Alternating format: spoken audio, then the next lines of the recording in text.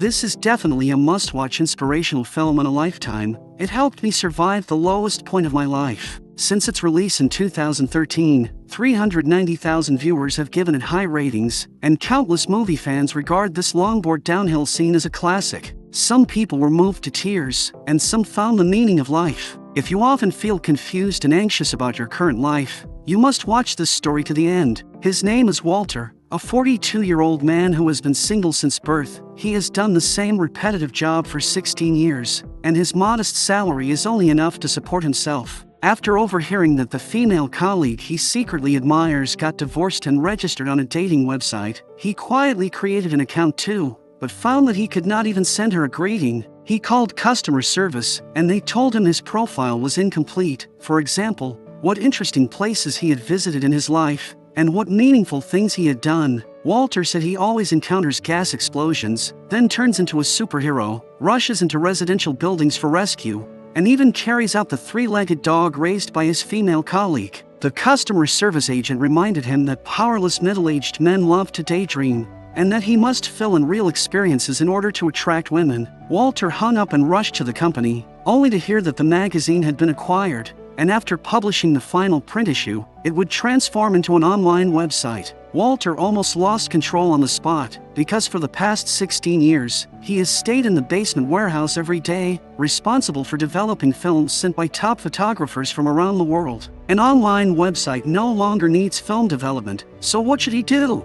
The famous photographer Sean O'Connell happened to send the final batch of film that morning, and even wrote back to thank Walter, saying that in 16 years, he had never once made a mistake developing his film. Sean said that the negative labeled number 25 from this shoot was the best photo of his life, and he had already suggested to the company executives that this image be used as the cover of the final issue. There was also a wallet in the package, clearly marked as a gift for Walter, and when opened it revealed the Life magazine motto, the symbol all employees had once been proud of. Strangely, no matter how hard they looked, they could not find the number 25 negative Sean mentioned. This was supposed to be the best photo of his life. They absolutely could not lose it. Walter was overwhelmed when a colleague called him into a meeting. The executives decided that the cover of the final issue would use the number 25 image recommended by Sean. The newly appointed manager publicly asked Walter for the photo, and Walter could only make up an excuse. After the meeting, he greeted the female colleague he secretly admired, Cheryl, for the first time. Because Cheryl was in charge of managing the packages sent by photographers,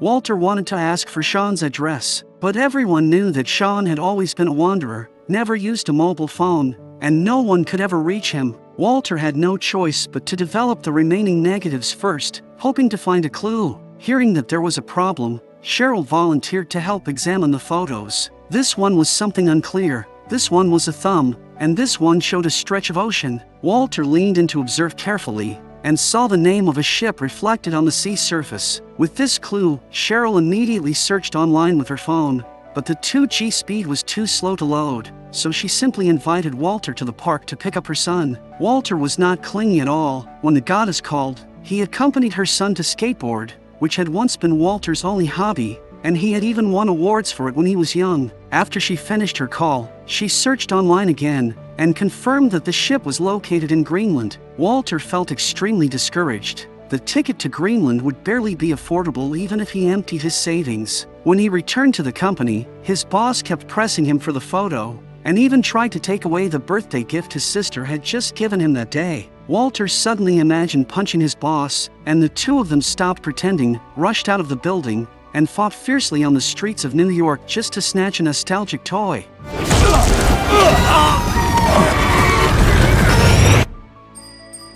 You the Tin Man? You little oil can?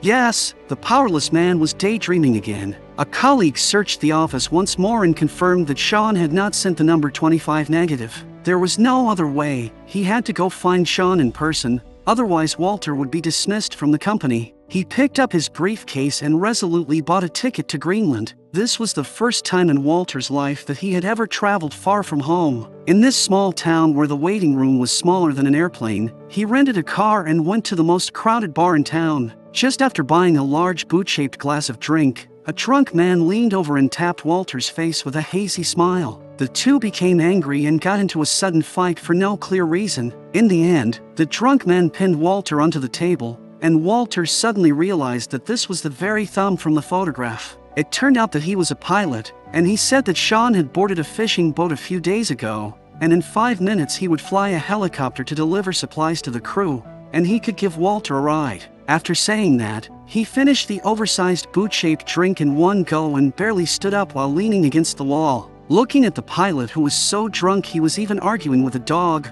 Walter struggled deeply inside. He wanted to find Sean, but he did not want to lose his life in the sea. When the pilot started the helicopter, Walter once again thought of the goddess Cheryl. If he did not board the helicopter and find Sean, he would not only lose his job, but also lose the chance to pursue the woman he admired forever. For 42 years, he could not remain cowardly any longer. At the moment the helicopter lifted off, Walter suddenly ran with all his strength and rushed straight into the cabin. He grabbed the seat and stared at the sky in disbelief. It was a view he had never seen before. At that moment, the journey of a brave man began. The helicopter soon arrived above the fishing boat. The wind was fierce and the waves were high, yet the pilot told Walter to seize the right moment and jump onto the boat.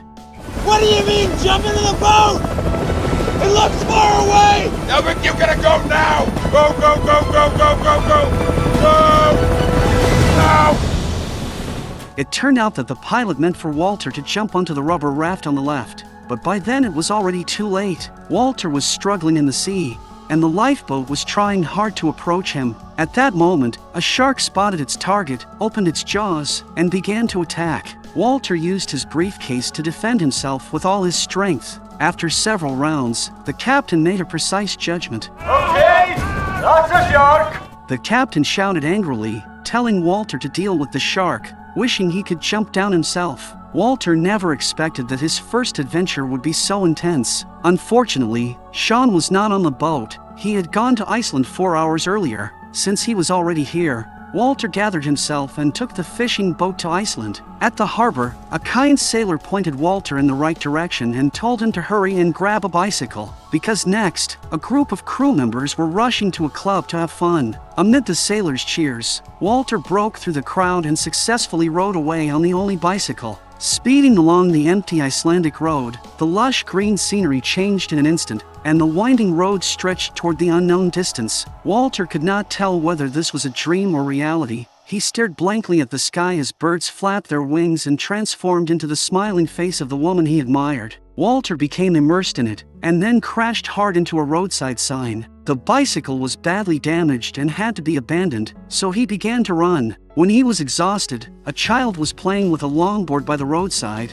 and he looked very cool. Thinking that the woman's son also liked this, Walter used the rubber toy he carried with him as an exchange. Yeah, it's lots of stretching fun. Get up. And the chubby boy's suggestion allowed Walter to successfully trade for the longboard. Walter asked the hotel owner about Sean, and the owner said Sean had gone to the airport in the southern town. Before the owner could finish speaking, Walter had already started sprinting south, facing the winding downhill road. In order to catch up with Sean as quickly as possible, he tied stones to his palms, stepped onto the longboard, and rushed down the mountain road like a blade leaving its sheath, beginning the most thrilling downhill ride of his life. He crouched low as he descended, leaned into the turns, and it was precisely because of his childhood passion that he now had the freedom to ride with such confidence. The cool Icelandic wind swept away the anxiety of adulthood, and for a brief moment, he truly felt as if he had returned to his youth. Strangely, the destination town was completely empty, and suddenly alarms began to sound, leaving Walter at a loss. Fortunately, the hotel owner who had given directions earlier also chased after him, and although they could not understand each other's language, they gestured back and forth awkwardly. An airplane flew overhead, and it was the photographer Sean. He had strapped himself to the side of the plane and was flying toward a volcano that was erupting not far away. Walter finally understood what the hotel owner meant. The volcano was erupting. He quickly jumped into the car, and the hotel owner stepped hard on the accelerator. As soon as the car rushed out of town, it was swallowed by volcanic ash, but fortunately they eventually escaped safely. Walter repeatedly thanked the hotel owner, because if he had not come back for him, Walter might have lost his life in Iceland. In a fast food restaurant, Walter calculated his recent expenses and realized his savings were almost gone. Feeling disappointed, he called Cheryl under the excuse of discussing work. Across the long distance, he talked about his experiences over the past 2 days, and the conversation drifted to his childhood, to his time working in a fast food restaurant, and to the happy moments when his father encouraged him to skateboard. Cheryl was clearly interested, and this was the first time in so many years that Walter had truly opened his heart. At the end of the call, Cheryl told him that the company had already begun laying off a large number of employees, but Walter realized that he no longer cared. At that moment, he only wanted to tell her that he had brought a gift from Iceland for her son. When Walter returned to New York, the new supervisor once again demanded the photo. Walter could not produce it and was dismissed in front of everyone. More than 1 million, way more, negatives have come through my office. I've never mislaid one. Put it on a plaque, hang it at your next job. Before he even had time to feel sad, he heard that Cheryl had also been dismissed. Walter gathered his courage and knocked on her door with the longboard in his hands. But the person who opened the door was a strange man. Walter was stunned, so he quietly placed the longboard at the door and left in silence. The money was gone, the job was lost, and love had slipped away as well. Walter felt deeply discouraged and even began to blame Sean for the mistake. He threw the wallet into the trash can, then picked up the photos Sean had taken and examined them over and over. Suddenly he realized that the strange photo was actually his mother's piano, and even the chipped corner was exactly the same. Walter hurried to ask his mother what was going on. His mother said that Sean had come to the house a week earlier to look for him, and had even asked many questions about Walter. When Sean learned that the piano had been a gift from Walter's father to his mother before he passed away, and that it carried deep meaning, he took a photo of it and shared his next plan, first to photograph a volcano in Iceland, and then to go to the Himalayas to photograph snow leopards. Since he had already been dismissed, Walter did not intend to look for Sean again, but his mother said, "You were Sean's partner. He told me that you were the person who worked the hardest to make sure his work was realized the way he wished." After all, they had worked together for 16 years, and no matter what, he should complete their final piece of work. Walter packed his luggage and prepared to set off. Interestingly, almost all of the travel equipment had been bought 20 years earlier. He simply had not had the courage to take the first step at that time. Carrying an old backpack that looked brand new, he wrote down the footprints of adulthood in the travel notebook from his childhood. At the foot of the Himalayas, passing a waterfall hanging from the cliff, 2 guides swung tree branches to offer an ancient blessing to the climbers. They crossed snow-covered mountains, exercised along the edge of cliffs, and treated leaves as their lunch. In short, in nature, happiness is always simple. After walking across magnificent glaciers and through piercing wind and snow, on a mountain 18,000 feet above sea level, Walter's consciousness drifted like falling snow. In the end, the 2 guides stopped and pointed out the direction ahead for Walter. Alone between the vast earth and sky, his red climbing suit was like the fire of his life. On the road to finding Sean, he seemed to have found himself. At the highest point of the mountain,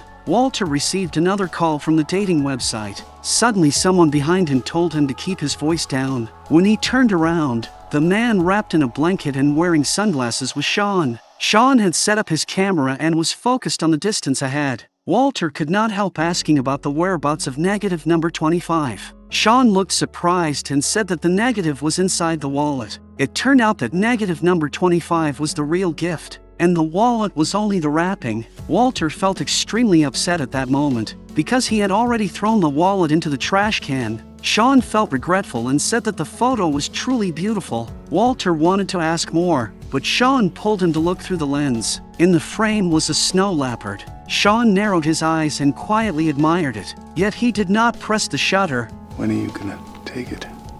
Sometimes I don't. I don't like to have the distraction of the camera. Just want to stay. In the end, Sean did not press the shutter, because when you truly enjoy a moment, you do not deliberately care about other people's attention. His life had never been about checking in at places, and he would not take a photo just for the sake of taking one. When the snow leopard disappeared, Sean turned and walked down the mountain, then played soccer with several climbers. This was probably the highest altitude soccer match Walter had ever experienced in his life. At that moment, he forgot all his anxiety and unease. It was a long-lost sense of ease in his life. He remembered the motto of Life magazine, to see the world, to draw closer, to feel life. That is the purpose of life. In the end, Walter still did not know what negative number 25 actually was. He carried his bag and returned to New York. In order to make a living, his mother had to sell the piano. Even if her son had lost his job, the family still had to live well. His mother handed the check to Walter, and then took out the wallet that he had previously thrown away. Yes, this is what mothers do. They always pick up the toys their children casually throw away. He opened the wallet and finally saw negative number 25. Then he returned to the company and walked straight into his supervisor's office. At that moment, a group of managers were worrying about the cover of the final issue. It's all right.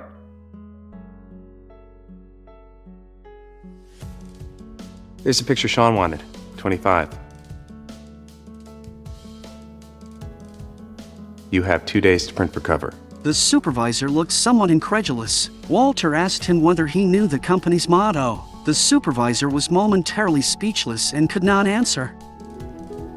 This thing that you do, Ted, where you come into a place and you push people out, you should know that those people worked really hard to build this magazine.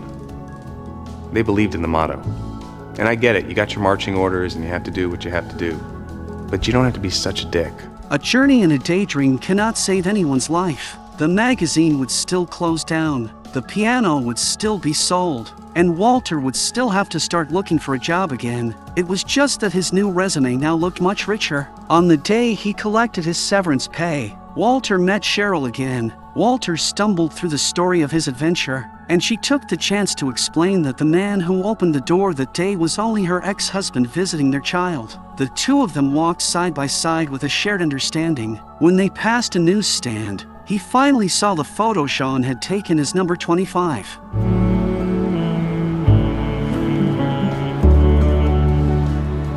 The best work Sean had spoken of was Walter working seriously. Life does not have to be like Sean's daily adventures. A person who can seriously and consistently do one thing well is already the coolest. If you feel anxious and uneasy, you should understand that a mind-changing book, an inspiring movie, or a spontaneous journey cannot immediately save your life. The world will not suddenly become better because of them. Because life is formed by the accumulation of countless present moments, you only need to live and work seriously, without rushing to prove anything to others, and discover and enjoy every beautiful moment in your life.